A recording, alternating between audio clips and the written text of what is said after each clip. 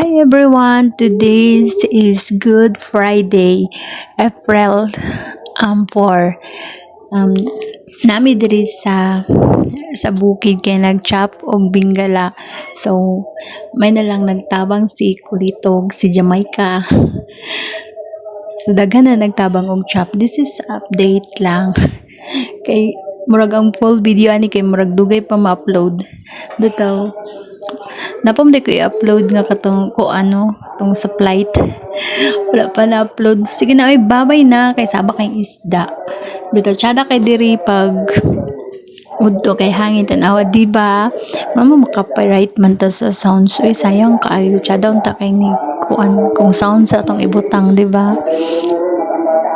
Napangin-hangin na ng tigakot og tig-ibot sa bingala. Sa basis daw, yay. Wait lang, wala na to sila. Inaan na siya, i-chop di siya, tapos ibulad.